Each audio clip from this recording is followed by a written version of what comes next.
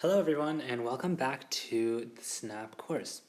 Today we'll be starting a project called the animation project and let's see how that goes. So let's start. So here's like a description of the project that we're going to be doing. First of all, this is basically going to be similar to a really short story. So you're going to use mostly the motion blocks, looks blocks, and the sound blocks. So this is basically what we're going to be doing for this class and the next two classes. We'll be developing a project that is essentially going to be almost like an animation. So a really short story or movie or depiction of some kind of series of events.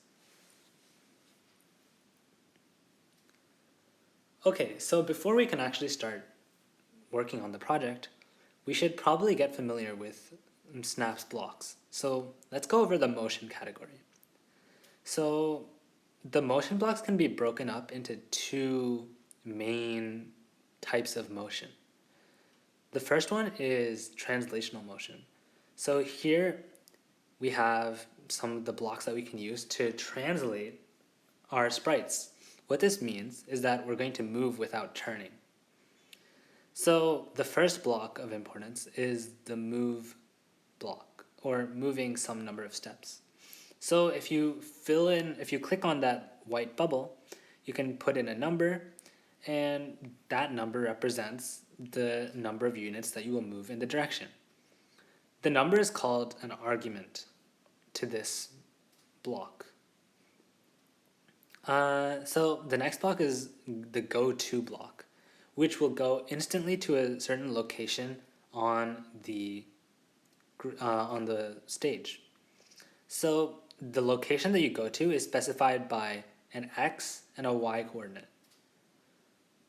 There's also another go-to block, which can go to a random position, a mouse pointer, or the center of the stage. If you have other sprites, you can also automatically move one sprite to another sprite. And this happens instantly. If you want to get more of a gliding motion rather than an instant jump, you can use the glide block or the glide blank seconds to XY. This allows you to specify how long you want the sprite to take to move from its current position to a certain position x, y. So remember that x and y are these coordinates that we talked about last time.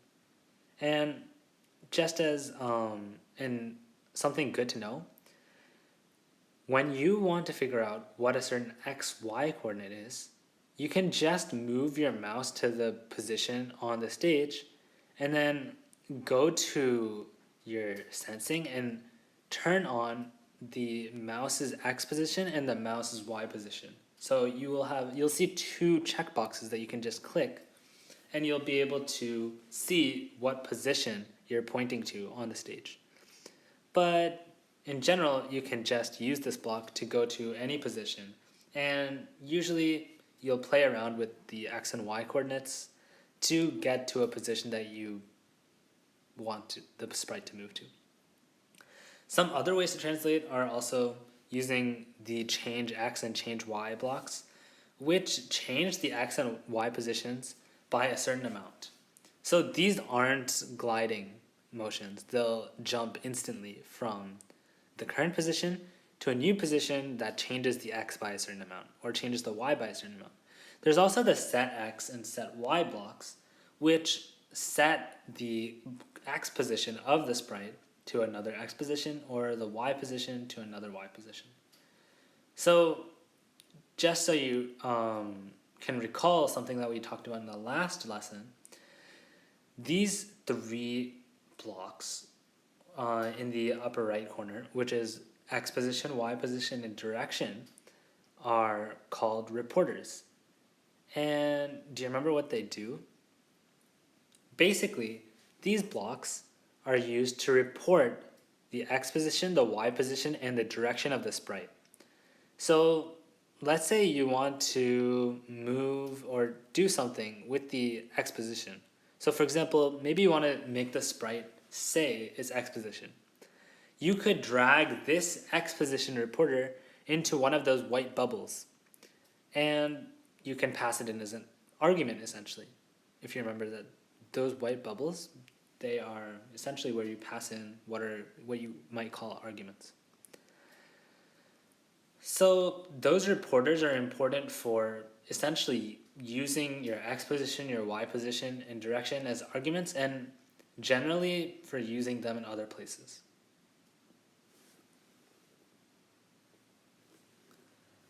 Okay, so that was translational motion. So now what about rotational motion, which is about turning? So the main block for turning is this turn some number of degrees block. So this block allows you to turn a certain number of degrees in a direction. So essentially, if you have your sprite moving or in a certain position, if you said turn 47 degrees, for example, it'll turn the sprite by 47 degrees to the right. There's another block that looks almost exactly the same with the arrow in the opposite direction. You can see that on the right side. And that essentially turns in the opposite direction. Another important block for rotating is the point in direction block. This actually allows you to set the direction that the sprite is pointing. And you can actually see that if you click on that drop down arrow, you'll be brought to this little window where you can actually select which direction you want the sprite to face. Another important thing to note is, just as we talked about how in the last slide, how you could put in those reporters as into the white blank, you can see on the right side where this num is put in to that block. Num is a reporter. And specifically num is a variable. If you remember the color, orange is for variables, or this darker orange. And this num reports the value of the variable num. There's also another block called the point towards block. This allows you to point towards a certain other thing on the stage. So for example, it might be a random position, a mouse pointer, the center of the stage, or if you have other sprites, then you can select another sprite to point towards. The point towards block is actually useful if you're making some types of games. Like for example, if you were making a game where you wanted a certain enemy to maybe shoot a cannon at another sprite, then it would point towards the other sprite and then shoot the cannon. Okay, so now let's talk about some other blocks that aren't actually in the motion category. So specifically, let's talk about the say block, which is actually in the looks category. The say block allows you to make your sprite say something. So we can also use the term broadcast, but broadcast we will actually use to mean something else later on in the course. So we should probably use say.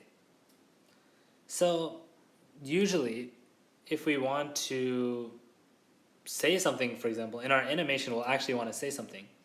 But if we weren't making an animation, in general, we might use this block to print out the value of a variable or to print anything onto the screen.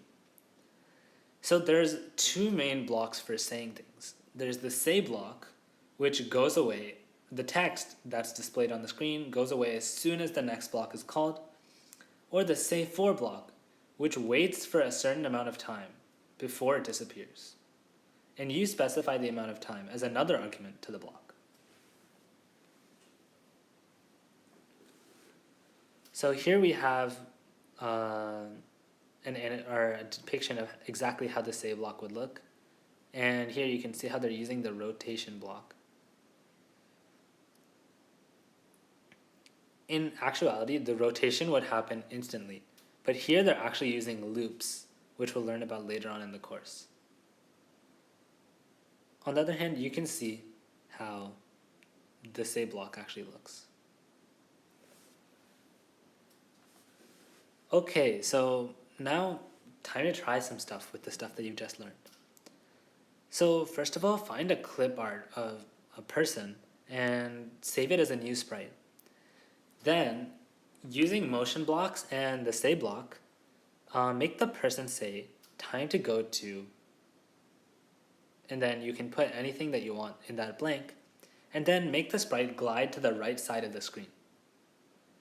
Finally, change the background to something else that matches the place that you put in the blank. So for example, if you said time to go to school, you might change the stage to an image of a classroom or a school or something similar.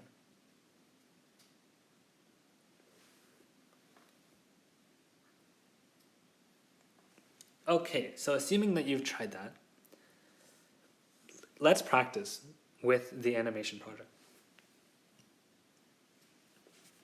Okay, so here's again another description of the animation project. We're essentially going to make a really short story. For example, maybe a kid would go to school and learn how to add, or it can be anything essentially. And today we're going to try to meet the checkpoint on the next slide to essentially get ready to do the main part of the animation project. So remember that the story is going to be pretty simple and short. If you have a lot of time outside of class, maybe you can make it a lot more elaborate, but the amount of time that you can put in should be reflected in your actual final project. So make sure to try to keep it not too complicated and make it relatively simple, unless you plan on working on it a lot outside of these lessons. Okay, so here are the few checkpoints that we're going to do today. So first of all, add 3 new sprites to the project. So this is something we learned how to do last time, so it shouldn't be much of a problem. Also, change the stage. So you'll need to include some new images for the stage, obviously. So that's also something we did last time. Additionally, for each sprite, include a chunk of code that moves them by combining 3 or more motion blocks. So try to make it smooth motion and not jagged or jumpy. So stay away from the go-to blocks and use more of like the glide blocks. And you can move them in any way you want. Finally, use the say block to make each sprite that you added say something. So maybe something like hi, or something relevant to the project that you have in mind. Okay, so clearly this is not much of an animation. So what are we missing?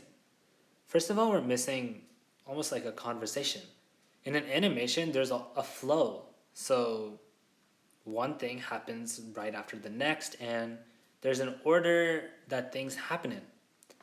But this is pretty hard to code. How can we start and stop segments of code one after the other?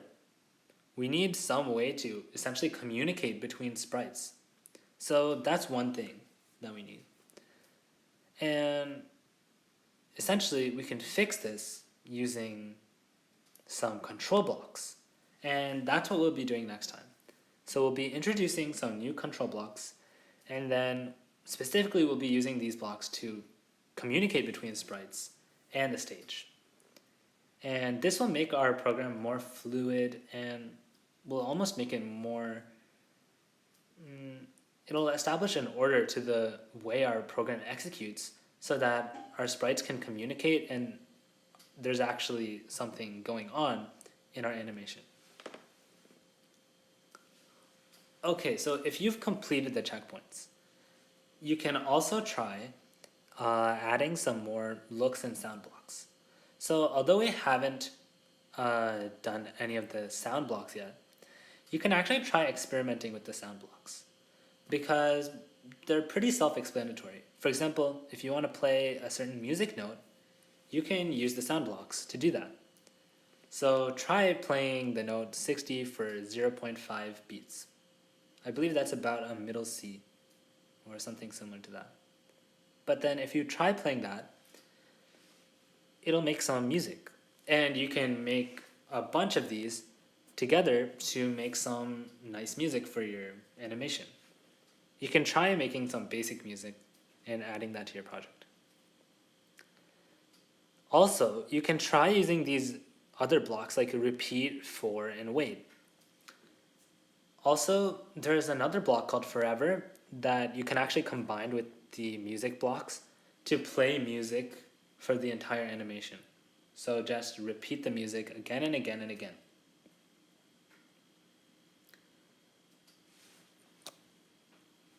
Alright, so that's essentially all that we have for this lesson. And for any leftover time that you have, you can spend it developing your project and working on the checkpoints that we talked about.